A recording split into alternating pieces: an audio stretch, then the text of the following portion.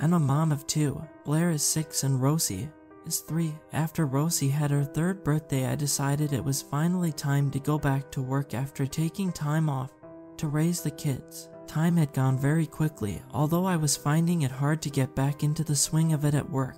So, my husband and I agreed to do 2 opposite days a week in the office, 2 days at home, and then both in the office on a Friday while Rosie was to attend a local daycare.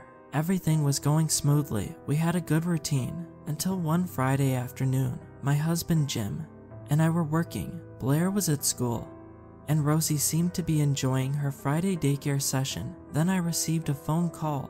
But first, let me go back a little. We moved to this new neighborhood around 10 months ago. It was big, but quiet, and the houses were a decent space apart with lots of yard space. This was very different from what we were living in before, but I really loved it there. Our house had 2 floors and a basement. The attic space was technically another floor, but we decided to just use it for storage. A few months after we moved in, we started noticing a few problems with the house. There were strange smells, which would seem to disappear by themselves. Things would go missing, then turn up in weird places, and food being taken from the fridge. I know what you're thinking. We have kids. These things happen with kids. But no, even having kids, these things were strange. My toothbrush, ceramic plates, and even the cleaning supplies which were safely locked away would disappear almost daily, then return back to another room a few days later. One time I awoke in the middle of the night to what I thought was my husband getting up to use the toilet, although, when my eyes adjusted, I saw him still laying next to me. This was strange, as I was sure someone was in the bathroom with the tap running, but after checking, no one was there, and the light and tap were now off. I asked him about this in the morning, but he confirmed he hadn't gotten up at the time I suggested, so I just brushed it off. Strange things like this would happen frequently. Despite this, as I said, life was going smoothly until this Friday afternoon, when our lives started to turn upside down. Daycare was calling. I was at work in a meeting, but of course, my kids are more important, so I answered the call, and here's how it went.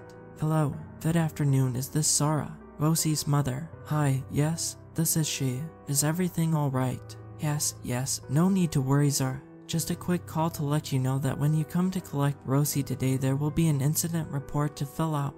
Oh, alright, what's happened? Is she okay? Is everyone else? Sorry to scare you. Rosie is absolutely fine. Everything is okay. There was just something Rosie blurted out today. It's just nothing sinister or anything, just something she must have heard elsewhere. I won't repeat anything over the phone, but we'll let you know when you come to collect her. We just had to complete an incident report, as it upset some of the older children. I could hear the panic in her voice, but my Rosie, this wasn't like her at all. She was so quiet. I picked Rosie up that day a little earlier than normal, and the daycare staff informed me she had mentioned something about a man living in her wardrobe who took her toys. I was gobsmacked. Where did this come from? I tried asking Rosie to explain to me what she was talking about, but she'd already forgotten.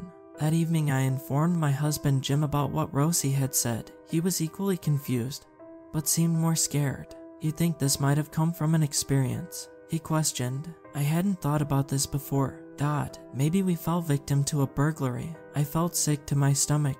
I initially thought this idea of a man in her wardrobe was something Blair had said or something she'd seen on TV, but was there a possibility of this coming from an experience? Days turned into weeks, and with intense locking of doors, checking the house, and trying to talk to Rosie about this, we began to move on. 3-year-olds forget things quickly and can say strange things at times, is what we had convinced ourselves. Until one evening around winter break, Jim and I were sitting in the living room watching a movie. It was around 10:30 p.m., and the kids were both upstairs tucked into bed.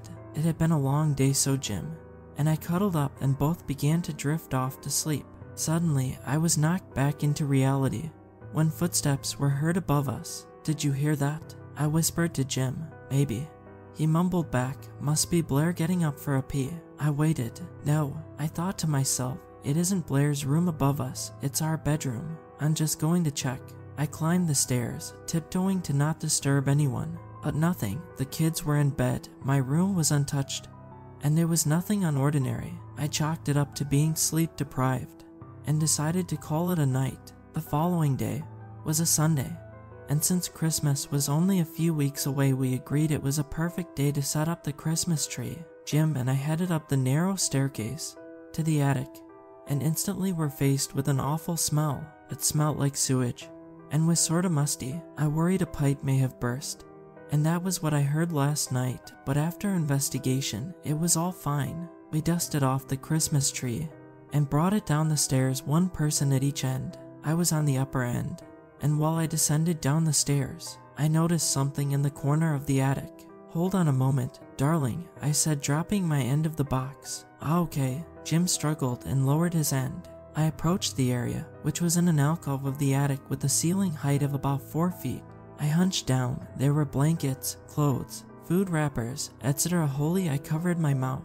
"What's wrong?" Jim had managed to prop the tree up against the stairs and was now behind me. "Look," I exclaimed, feeling lost for words. My eyes began to water. "Previous owners?" I questioned. We looked at each other, agreeing. Something did feel off, but it was winter break. Family time was calling, so we cleaned it up and moved on to that instead. If only I had known. After completing the task of bringing the tree down the stairs, Jim and I went to collect the kids from their rooms to bring them down to help with the tree. Jim went for Blair, and I was to get Rosie. We assembled in the living room, unpacking our Christmas memorabilia, dusting off the last 12 months. Christmas films were playing. We danced to music and ate chocolate. It was the best family night for a while. As the kids started to wind down and began to get sleepy, Jim set off to retrieve pajamas from the girls' bedrooms. "Please don't let the man in my wardrobe tonight get me." Rosie looked up at me with her big brown eyes. What man?" My heart began to pound. This hadn't been mentioned for quite some time. I didn't think we'd hear about this again. "I will protect you, sweetheart," I reassured her. It's all I could do in this situation. Blair began to get upset hearing about this man and the wardrobe situation, which we had managed to hide from her all this time, so I decided to change the subject to settle her. Jim returned, clutching 2 pairs of purple matching pajamas. We headed upstairs after a snack, and I updated Jim on Rosie mentioning the thing again. Must have been a dream she had, he stated, like he was reassuring himself. After tucking the girls into bed, I got halfway down the stairs when I heard a door opening upstairs. The girls had their own rooms, both in single beds, so they could easily leave whenever they needed something, which they did a lot. I rolled my eyes, knowing this was only the start of the bedtime pandemonium. "Blair, Rosie, come on girls, it's bedtime." I called up, waiting for the reply of the child who left their room. No reply. I went to Blair's room first, but she was out cold, snoring away. I waited to see if she was faking. While standing in the doorway, something caught my eye. The attic door was left open. This was strange, as it's a child-proof door, and I'm sure I had closed it after taking down the decorations. I went over to close it, but as I did, there was a slight noise coming from Rosie's bedroom. Laughing, chatting, baby talk. There's the door opener culprit. Although as I pushed the door open, it suddenly stopped. "Rosie, I'm coming in," but it was empty. Confused, I stepped inside, checking under the bed, behind the curtains, but no sign of her. I went over to check the wardrobe. "Come on, come out, Rosie. Are you in there?" I called out, getting annoyed now. "Yes, I'm in here, Mama." That wasn't Rosie. My blood ran cold as my expectation of hearing my daughter's voice was replaced by something unexpected. A man's voice, slightly high-pitched. Unsure what to do, I shouted for Jim. "Hey babe, can you come here, please?" I felt my words begin to get muffled by tears. "Rosie just came down here, Zara. She said she walked past you while you were in Blair's room." "What's going on?" He replied, "I'm just coming up." Speechless, relief flooded over me, knowing Rosie was safe. Relief was quickly replaced by a rush of adrenaline when I swung the wardrobe door open to reveal a dirty old man standing amongst my daughter's sparkly pink dresses. I screamed bloody murder. Before I knew it, Jim was grabbing my arm from behind and pulling me out of the room. Thankfully, he did this in time, as the man was lunging at me, holding one of our kitchen knives. The knife caught my forearm, leaving a gash, but I didn't feel the pain. We ran into Blair's room, scooping her out of bed. I heard the man climbing out of the wardrobe, knocking metal hangers out as he did. Jim and I loaded the kids in the car. The safest thing to do was just to leave.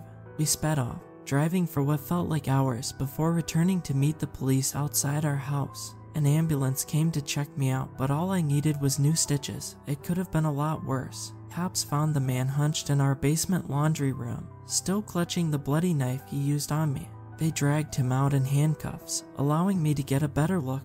He was wearing my husband's clothes. His hair was matted, and he was as thin as a stick. He looked ill and vacant, like he wasn't all there, or possibly on something. That day, while Jim and I were moving the Christmas tree, he managed to escape the attic while we were downstairs, not being heard due to the loud music. Rosie had left her bed that night due to being thirsty, and thank goodness she did, as I can only imagine what would have happened. Our missing items were found in his possession, and for 6 months he had been living above us, hiding amongst boxes, eating our food, using our facilities while we were away, stealing our things, and worst of all, watching us sleep. I feel we are lucky in a way, as no one was seriously injured. That night, I recovered well, and Jim and I were really shaken up, to say the least. We moved out of that house 3 months later due to the horrific memories. We are safe now, and have installed a security system and camera in our new house. If only I had listened to Rosie weeks ago.